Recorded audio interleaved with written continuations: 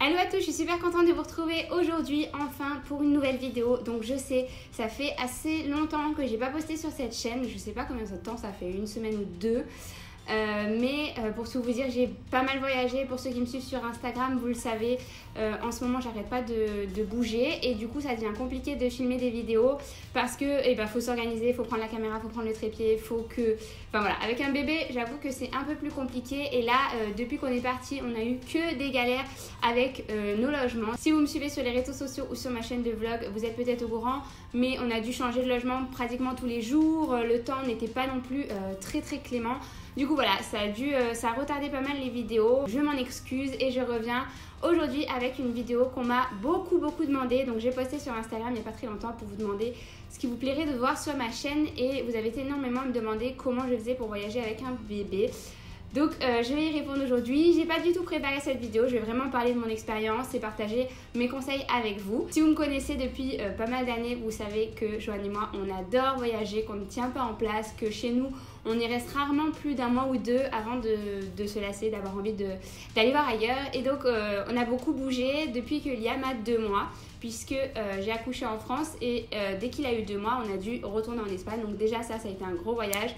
On a fait 9 heures de route, donc on l'a pas fait en une fois, on l'a fait en 2 fois. On coupe toujours au niveau du Cap d'Agde pour faire une petite pause. Donc là, à 2 mois, voyager avec un bébé, c'est vraiment easy. En tout cas, avec Liam, c'était super sympa parce que, à cet âge-là, ils dorment énormément. Du coup, dès que vous le mettez dans la voiture et qu'il va y avoir le bercement, le bruit de fond, etc., il va dormir. Donc nous, il a beaucoup dormi en voiture à cet âge-là et ça a été... en fait, c'est passé hyper vite, quoi. Il a beaucoup dormi et même la nuit, il a continué à dormir.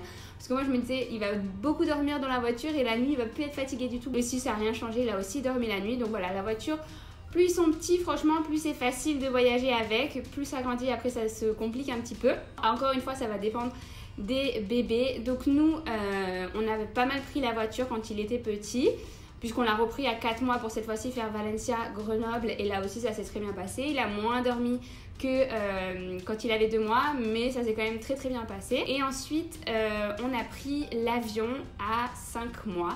Donc là on a pris le train aussi, on a pris le train et l'avion. Donc là le train, ma soeur m'avait dit tu vas voir, le train c'est compliqué parce que le souci c'est que c'est très calme les trains en France et qu'un bébé ça peut être très bruyant. Et donc voilà, on peut vite déranger les autres personnes. Nous on avait 3 heures de train pour faire Grenoble-Paris. Donc on lui avait apporté plein de jouets, des nouveaux jouets qu'il ne connaissait pas forcément pour qu'il puisse les découvrir pendant le trajet. En plus c'est difficile de les faire dormir dans le train puisque vous n'avez ni poussette, ni siège bébé. Enfin il est juste sur vous quoi le bébé, donc c'est assez difficile de le faire dormir, mais encore une fois ça s'est bien passé. On avait prévu le porte-bébé pour au cas où il commençait à s'agiter, à en avoir marre d'être assis avec nous, au moins on le prenait dans le porte-bébé, on lui faisait faire le tour du train et puis comme ça lui il s'éclate, hein. Dès qu'il voit des nouvelles personnes il s'éclate, de toute façon il adore faire sa commère et regarder tout ce qui se passe autour.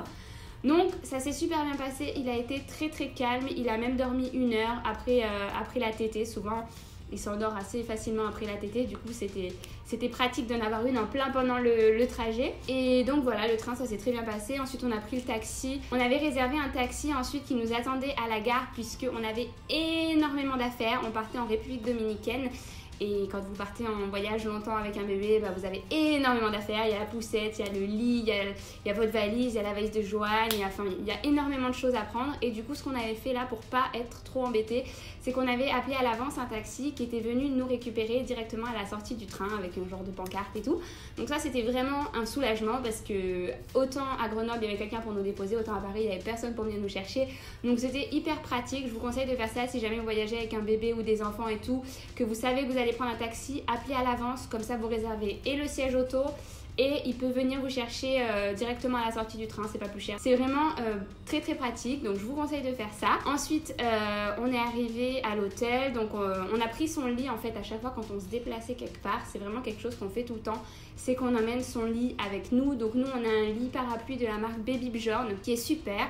Il se plie et se déplie super facilement, il passe pas en bagage à main mais il passe en bagage en soute. Souvent quand vous prenez un long courrier, le bébé a droit à un bagage en soute, c'est pas le cas pour les petites compagnies etc. Mais dans les grandes compagnies vous appelez avant et normalement il y a le droit. D'ailleurs il y a aussi autre chose que vous devez savoir avec les avions, quand vous prenez le billet de votre bébé, souvent ils ne payent pas, mais il faut quand même dire que vous allez venir avec un bébé. Nous on l'a pris en fait, on n'avait pas encore son numéro de passeport parce qu'on n'avait pas encore récupéré son passeport. Vous pouvez quand même le prendre en indiquant un numéro de passeport bidon. Et c'est vraiment au moment de l'enregistrement en ligne que là, il ne faut pas se tromper. Il faut vraiment mettre le bon numéro de passeport, comme ça après vous pouvez voyager avec. Je vous conseille de prendre son passeport, un acte de naissance si vous avez, ou alors le livret de famille tout simplement, comme ça à l'aéroport vous n'avez pas de soucis, les gens savent que c'est votre bébé et voilà, c'est clair et net, parce que sinon je pense qu'ils peuvent être un peu titillants si vous n'avez pas le livret de famille ou pas d'acte de naissance pour sortir de la France. Donc voilà, nous on avait prévu l'acte de naissance avec nous, on n'avait pas le livret de famille mais on avait quand même l'acte de naissance, donc je pense que ça nous a sauvés puisqu'ils nous l'ont quand même demandé. Ensuite on a pris l'avion avec Liam, donc là on en avait normalement pour 13 heures je crois, mais ça a été beaucoup plus long. On a eu 14h30 de trajet et il y avait une escale aux Bahamas, donc c'est-à-dire 2 décollages, 2 atterrissages. Ça nous angoissait un peu les décollages et les atterrissages parce qu'on nous avait dit qu'il fallait faire téter les bébés, qu'il fallait absolument qu'ils déglutissent pour pas qu'ils aient mal aux oreilles, etc. Donc à chaque fois qu'on était là, qu'on allait décoller, on était sur le qui-vive du genre allez c'est bon c'est prêt là, faut le faire téter parce que sinon il va avoir mal. Des fois il était endormi, on devait le réveiller pour ça. Ça je pense que vous le savez si vous êtes maman et que vous avez un bébé, votre médecin a dû vous le dire. C'est important de faire téter bébé au décollage et à l'atterrissage. Si votre bébé n'est pas allaité, de lui donner le biberon, de l'eau, du lait, de lui donner sa tétine. Enfin vraiment, il faut vraiment qu'il déglutisse pour qu'il décompresse un peu ses oreilles. Donc ça c'est le côté un peu médical de l'avion. Ou sinon pour le reste, comme pour le train, on avait apporté plein de jouets pour le divertir, des jouets qu'il ne connaissait pas forcément, des livres, etc. Et je vous avoue que là, quand vous arrivez dans l'avion et tout le monde vous regarde un peu de travers, du genre ça va être un vol de 13 heures et j'ai la malchance d'être à côté d'un bébé. Donc on l'a vécu, on sait ce que c'est. Et donc en fait, nous on avait réservé à l'avance pour avoir un petit berceau juste devant nous. Donc on était des places tout devant et il y avait un petit berceau devant. Dans l'idée de faire dormir bébé dans son berceau, sauf que en fait, quand vous prenez l'avion, il y a souvent ce petit ding ding qui retentit et ça veut dire mettez votre ceinture. Et à ce moment-là, il faut à chaque fois sortir le bébé de son berceau, le mettre sur vous, lui attacher la ceinture. Donc à chaque fois qu'il y a la moindre turbulence, etc., il faut sortir du bébé du berceau et le mettre sur vous. Donc on l'a fait une fois et on s'est dit c'est bon, pas deux, parce que ça l'a réveillé et donc au final il a dormi sur moi, non pas à l'aller, si un petit peu à l'aller mais pas beaucoup, c'est à dire que sur les 13 heures je crois qu'il a dormi 1 heure puisqu'on a eu la mauvaise idée de prendre un vol de jour. Je vous le déconseille, je vous conseille de prendre un vol de nuit, comme ça vous êtes tranquille, votre bébé dort tout le long et se rend compte de rien. Malgré le fait qu'on ait voyagé de jour, il n'a pas pleuré une seule fois.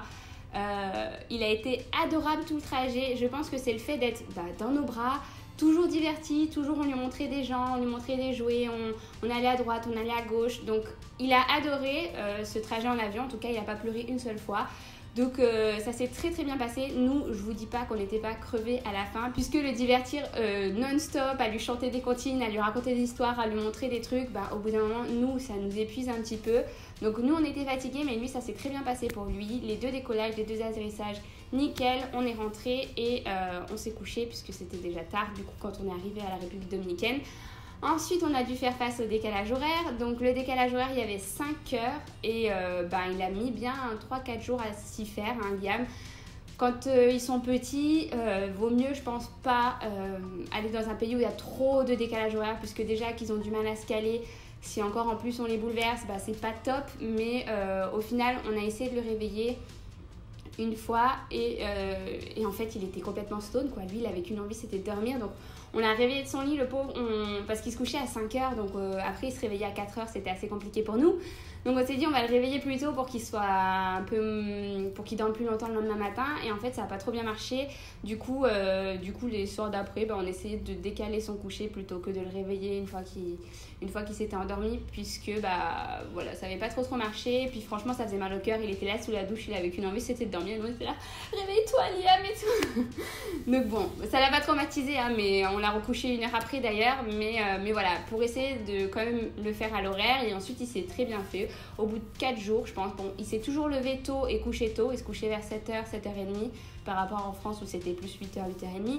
Mais voilà, ça l'a pas perturbé plus que ça, le décalage horaire. Ensuite, on lui a aussi fait prendre le bateau sur place. Donc je crois qu'il a pris tous les moyens de transport. On a pris le bus aussi pour aller à l'aéroport. Donc le bateau, je vous conseille, si jamais vous devez vraiment prendre le bateau avec un bébé, de prendre un bateau déjà qui est couvert en cas de tempête. Vous ayez un endroit où aller avec bébé si jamais il se met à pleuvoir des cordes, et aux Caraïbes ça arrive souvent. Du coup on avait un énorme catamaran nous et voilà, il y avait une petite cabine toilette un petit peu, enfin ça allait pas être confortable du tout, mais on s'est dit au cas où il y a une tempête, au moins il sera pas mouillé. Donc voilà, et sinon sur le bateau en lui-même on pouvait mettre la poussette et la déplier, donc c'est à dire qu'on est arrivé sur le bateau, on l'a mis dans sa poussette, au bout de 5 minutes il dormait, il a dormi toute la traversée malgré le bruit, le brouhaha du bateau, les vagues et tout, ça l'a bercé. Je pense que ça va être un futur marin, il adore le bateau. Et voilà, du coup c'était assez soulageant qu'il puisse dormir dans la traversée, parce que comme c'était une excursion assez longue en bateau, et c'était important quand même qu'il fasse sa sieste, parce que dans le porte-bébé il dort pas, quand on l'a dans les bras il dort pas, donc c'était vraiment important qu'on puisse amener la poussette. Donc voilà. Ensuite pour le retour en avion, là il a dormi tout le long, puisque c'était un avion de nuit, donc tout simplement quand est arrivé l'heure de son coucher il s'est endormi. Et il a dormi tout le long, il s'est juste réveillé pour manger. Et puis voilà, du coup c'était passé trop vite le retour. Je vous conseille encore une fois de prendre un vol de nuit si jamais vous avez la possibilité de choisir et que vous partez avec un petit bébé. Comme ça au moins il s'en rendra même pas compte qu'il prend l'avion. Dans les aéroports, passage de la sécurité et tout ça, poussette, il capte rien. Pour lui c'est normal, c'est comme s'il était en ville. Je pense qu'il capte même pas qu'il est dans un aéroport. Donc en gros lui le trajet ça lui pose pas de soucis. On a pris le train ensuite pour aller à Madrid, ensuite Madrid Palma, on a prit l'avion. Encore une fois ça s'est très bien passé pour lui. On a eu genre 2h30 de retard, on était bloqués dans l'avion, donc au lieu de faire un vol de 1h30, on est resté 3h30 dans cet avion, on n'en pouvait plus nous, mais Liam a été très bien, il a même dormi un petit peu. Encore une fois, si jamais vous devez endormir votre bébé dans l'avion, l'idéal c'est qu'il tète, donc si jamais vous allaitez, franchement c'est hyper simple. Vous attendez qu'il soit bien fatigué, vous le faites téter un petit peu et hop il s'endort sur vous. Donc voilà, encore une fois, c'est vraiment facile pour l'instant. Là, Liam va avoir 7 mois, mais voyager avec lui, franchement, c'est un bonheur, puisque en fait, vu qu'on fait ça depuis qu'il est tout petit, c'est-à-dire depuis qu'il est tout petit, il n'est pas dans une même maison à s'endormir tous les soirs dans le même lit, etc. On bouge de partout, du coup, il a l'habitude et il s'endort partout, il est bien de partout.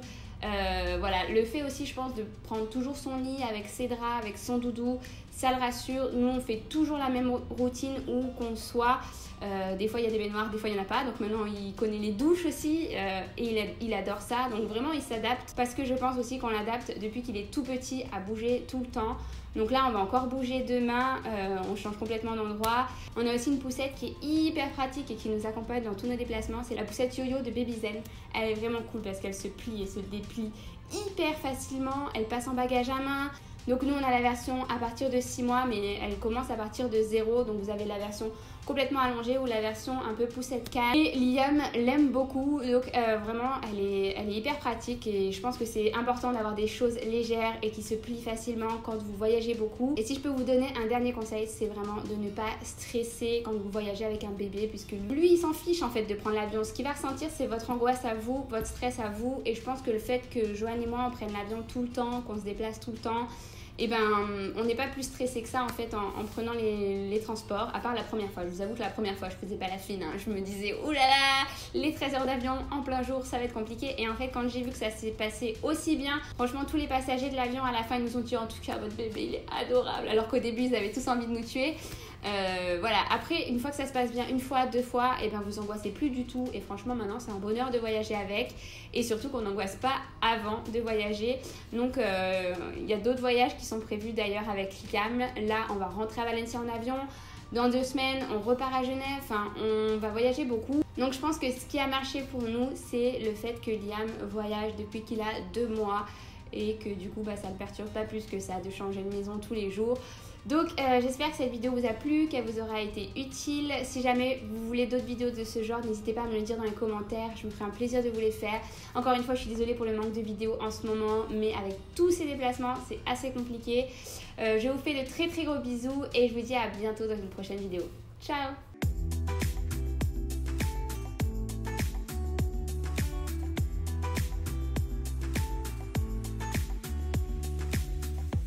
What did you do this for? Settle down for a little bit, you look like any other fool I know.